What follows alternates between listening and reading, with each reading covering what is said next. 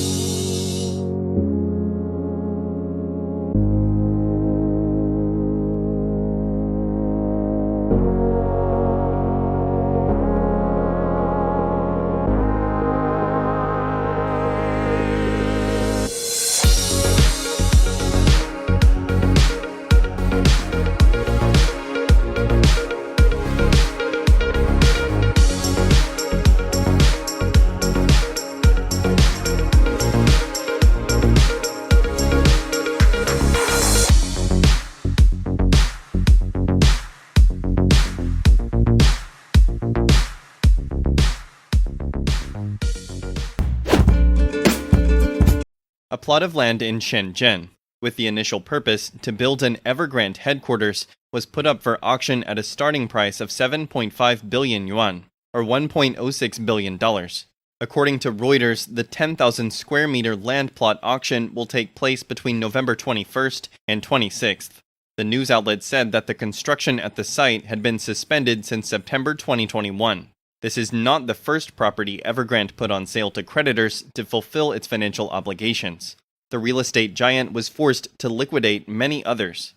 Earlier this month, the firm announced that its court-appointed receivers sold a plot of undeveloped land for residential development in Yuen Long District in Hong Kong for $637 million. The mansion of its chairman in Hong Kong's prestigious The Peak neighborhood was seized at the same time. In addition, lenders also seized its headquarters buildings in Hong Kong in September.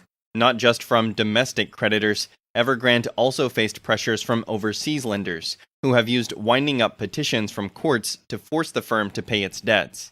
Evergrande is the world's most indebted firm. It failed to release the restructuring proposal for its $300 billion debt in late July.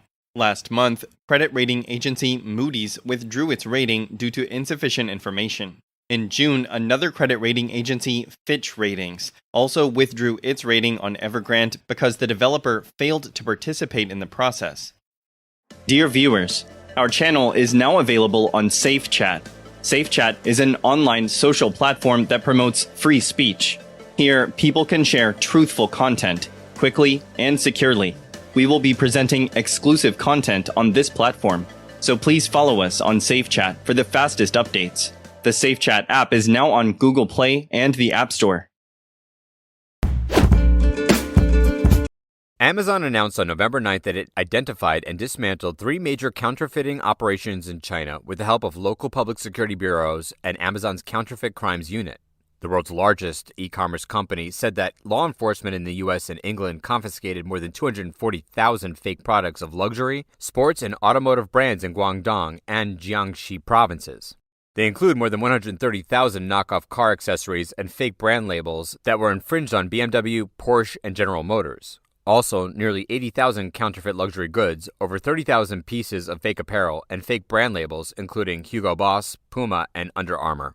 Amazon said this latest effort adds to more than 3 million counterfeit products Amazon identified, seized, and approximately disposed of last year, which included counterfeits sent to Amazon's fulfillment centers in an unsuccessful attempt to sell to Amazon customers. It added that the local public security bureaus arrested the main suspects for further investigation and destroyed all infringing listings related to these cases.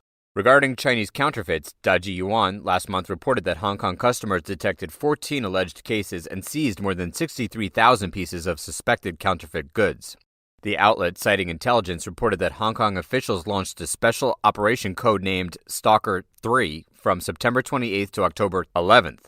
40 customs officers raided different demolition yards in Lao Faoshan, Yuanlong, Xingyi, and Kwaicheng and arrested 1 man and 4 women.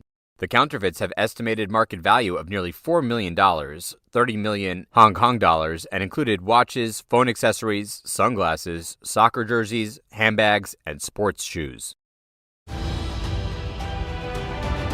It was China before communism.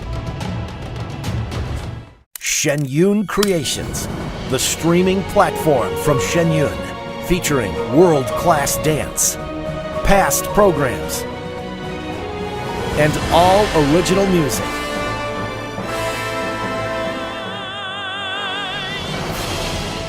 Masterclasses, behind the scenes, comedy, and more. Explore shenyuncreations.com. Under the zero COVID policy, PCR tests continue in various parts of China, causing a lot of financial pressure on local governments. In a new sign of a financial crunch among Chinese local governments, a COVID testing agency in Hunan province revealed that its operation was affected because it was not getting any more money from the provincial government. Xingtao Daily reported that the testing agency in Xuchang City, Hunan, announced that it would stop receiving COVID test samples from November 11th because the local government wasn't paying on time.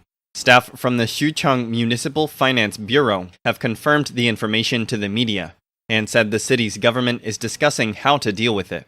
According to the announcement, the testing agency named Boao Runkang Medical Laboratory has been doing COVID testing in the city since January 2021. But due to the costs of the PCR tests, various districts and counties have gradually stopped paying the lab, resulting in increased pressure on its operation. The agency was left with no other option but to stop receiving COVID testing samples. Because many local governments are experiencing fiscal deficits this year, some experts believe that they can no longer afford large-scale COVID testing. Some cities and counties in China no longer do free COVID testing. According to Sixth Tone, the cities include Longnan in Gansu Province, Guiyang in Guizhou Province, Yueyang in Hunan Province, Yibin in Sichuan Province, and Huizhou in Guangdong Province. These places have now passed on the cost of COVID-19 tests to individuals after providing free tests over the past few months.